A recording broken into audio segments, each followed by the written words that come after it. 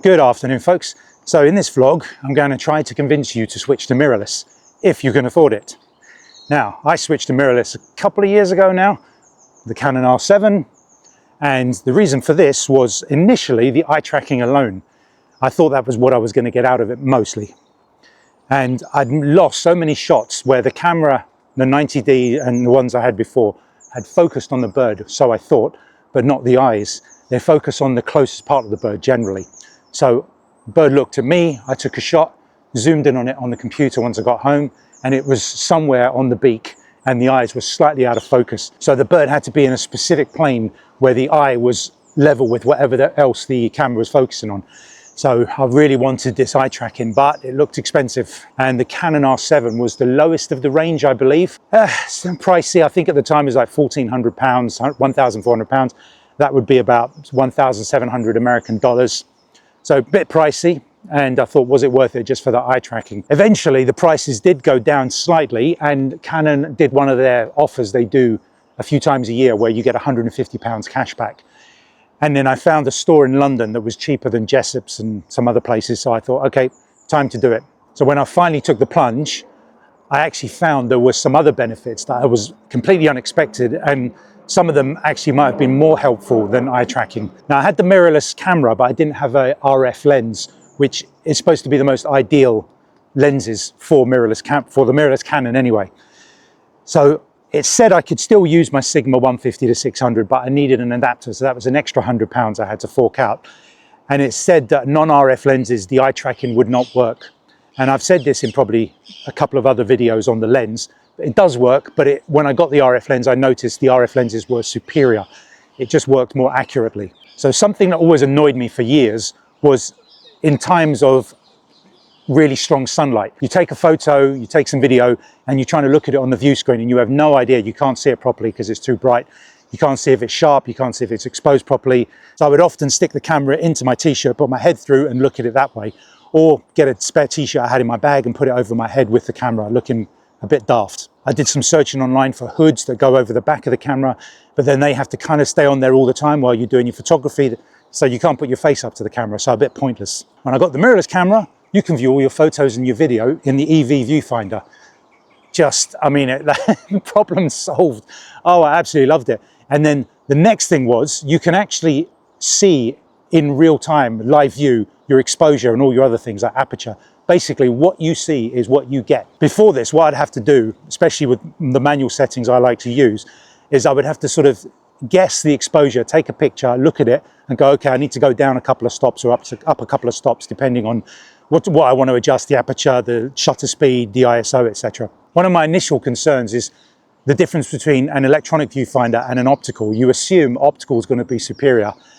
But to be honest, I can't even say I noticed that it's swapped from optical to EV. So I wouldn't worry about that. It's perfect. You can see all the detail you need. When you get the camera, you might have to adjust some of the default settings because it switches between the view screen on the back and the electronic viewfinder. And there's a sensor on the eye cap which judges when you're right up against the camera and it switches off the view screen. Now this can be annoying with a moving bird because sometimes if the bird goes to your far left or right and you're moving your body and you follow it with the camera but you can't turn anymore, your eye comes off of the viewfinder and it changes to the view screen, you can't see the bird anymore. So in the end I opted to just have it only through the EV, but then you might not like that. You might like the view screen on sometimes too. I mean, what's funny, so every time I take a picture or get something and there are other birders there or even non-birders and did you get it? And they want to see a picture. I press play so it's on the EV viewfinder. I hold the camera up to their face and they lean back as if to say, yeah, I have to look back to see the view screen. It's not, it's in the viewfinder. They go, oh, you know, they're not used to that. So obviously that's new technology to a lot of people. And next up is an unbelievably helpful feature. I don't think anybody's mentioned this. Somebody will have said it online, but where you've got optical equipment like scopes, bins, or DSLRs, you're restricted to the lighting conditions to be able to see what you're pointing at. Now, if you've got a very large aperture lens, you can adjust it so the aperture is larger and you can see a bit more light. But with the electronic viewfinder, you can compensate for the light levels. So I'll give you an example here. Now, say you want to just ID a bird or look for a bird in a tree or a bush, and it's mostly going to be for ID purposes. if there is enough light about, you could take a picture with a small adjustments, but with darker conditions, you can use it for the ID purposes. So what you do is you point the camera at the bird and it's dark like this, and then you adjust whatever you need to, the ISO, the shutter speed, right down. Remember, you're not really taking video of this or photos. It's just for ID purposes, because it could be very, very grainy, especially if you're up at like, 256,000 ISO. And obviously, usually it turns out to be a wood pigeon, but you want to get into the habit, like I do, of checking everything, because one day, after 500,000 wood pigeons, it might be an owl. Yeah, so basically it's like having sort of night vision. I mean, I've used it in some places in pitch black with a tiny bit of street lighting, and you can just about make out what the bird is. But yeah, I mean, in time, when you start getting cameras that can achieve 1 million ISO, whatever, you'll be able to practically see in the dark. And then we have the option for completely silent shooting. Now, in the past, I would have thought this was a game changer. I used to be a street photographer. So when I was out with the DSLR and I clicked, people could hear it. It's all about candid photography, taking pictures of people, not looking at the camera, just going about doing stuff. And yeah, there's a lot of sort of questions about that sort of photography. And I suppose technically I'm glad I don't do it anymore.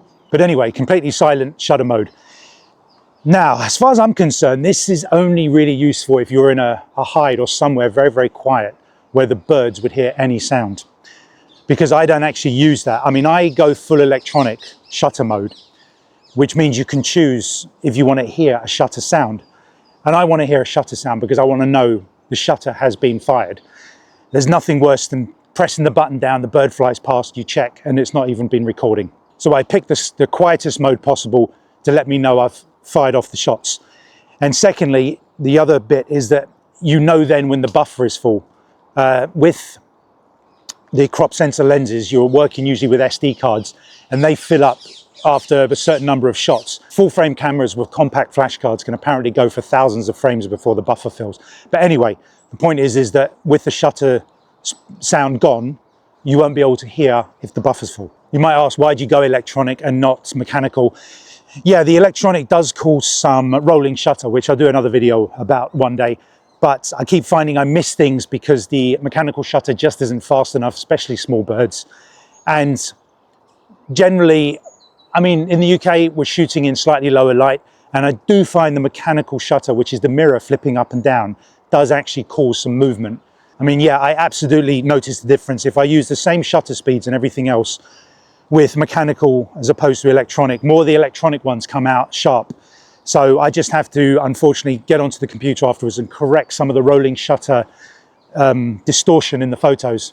Now, usually, because I'm only a Canon user, I can only talk about those cameras. Everyone, I think Sony had in-body stabilization before Canon, before even mirrorless. I can't talk about those. But with the Canon ones, mirrorless comes with in-body stabilization, which combines with the lens stabilization, combined with the electronic shutter mode with no movement, to give you the ability to take photos at much lower shutter speeds.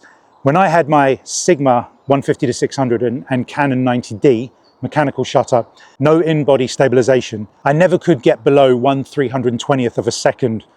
I tried and tried firing off dozens of shots, never came out. With this electronic shutter mode and all the stabilization, I've been going down to 1/25th of a second and getting sharp shots. Yes, you have to take quite a few shots to get one, and it depends how steady you can hold the camera. So hold the camera super steady, put it on electronic shutter mode, select the fastest frame rate, fire them off, and then go through and pick the one that's the sharpest. But like I said, I've gone down to 1/25th of a second. I could probably go down to 1/10th of a second. And if you're wondering what that means for you, it means less noise in the images because you've had to ramp up the ISO. Some other smaller benefits: the cameras are generally lighter and smaller, good for traveling or people that can't carry heavy equipment. Better autofocus, especially tracking when you're videoing. But these are just small differences compared to the main ones. Just a few downsides. Obviously, the cameras cost more. There's a steeper learning curve for beginners, and the battery generally doesn't last as long because of all the electronic features, the viewfinders and things like that. But like me, you can choose to switch those off until you put your eye up to the camera, and that generally saves the battery a bit. So I hope this has been helpful. If you can go mirrorless, like I said, if you can afford it, then I recommend you do it because it does make a difference.